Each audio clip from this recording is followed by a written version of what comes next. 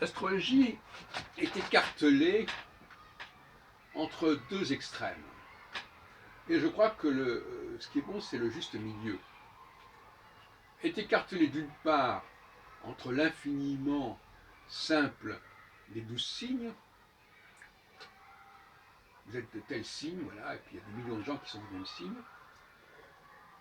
Et puis l'infiniment compliqué et complexe du thème natal, du thème personnel. Alors là, chacun a son thème. Alors on voit bien que vraiment, on est là en face de deux extrêmes.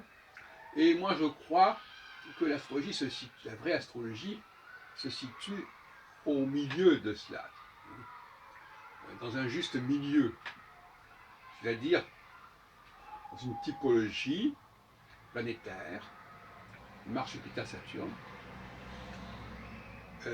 qui n'est pas la typologie sur le Soleil à la naissance, qui n'est pas non plus le système du thème natal. En fait, dès 76, dans un petit ouvrage, enfin un hors-texte que j'ai publié dans Cosmopolitan, l'astrologie sensorielle, dans le numéro de décembre 76, eh bien, j'avais déjà formulé cette nécessité. Alors évidemment, à l'époque, je n'avais pas tout à fait les mêmes idées qu'aujourd'hui, ça va de soi. Mais j'avais proposé de chercher la dominante planétaire, non pas à partir du thème natal, mais à partir d'un certain nombre de comportements qu'on peut observer chez la personne. Et là, en l'occurrence, Mars, Jupiter, Saturne, ça correspond à des cycles différents, donc un rapport au temps différent. Quelqu'un qui a un cycle de 2 ans, comme Mars, n'a pas la même philosophie, le même rapport au monde, n'a pas la même rythmicité que quelqu'un qui a un cycle de 29 ans. Et entre les deux, il y a Jupiter qui a 12 ans, qui est entre les deux, et donc qui a un comportement intermédiaire. Voilà, donc on retrouve ça d'ailleurs chez Freud, avec le surmoi qui pour moi est saturnien, le ça qui est martien, et entre les deux, le moi qui est jupitérien. Donc, c'est ça l'astrologie médiane, l'astrologie du milieu.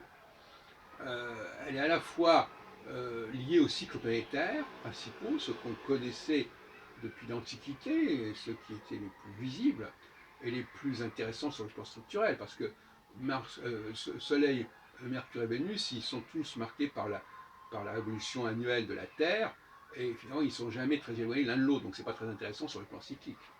Quant à Uranus, Neptune et Pluton, ils étaient inconnus et ils sont invisibles à l'œil nu, etc., et beaucoup plus lents.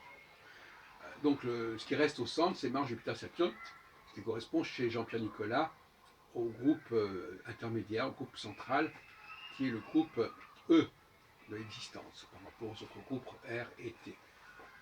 Et donc voilà, c'est ça, cette astrologie-là qui, à mon avis, a de l'avenir, c'est le cas de le dire, et non pas ni l'astrologie des signes zodiacaux, qui est une astrologie lunaire finalement, puisque les 12 signes zodiacaux, c'est lié aux 12 rencontres, aux 12 révolutions autour de la Terre que la Lune fait pendant que la Terre fait son révolution annuelle. Bon voilà, c'est l'astrologie lunaire. Et l'astrologie lunaire, c'est une astrologie un petit peu primaire d'une certaine manière. Et puis c'est extrêmement.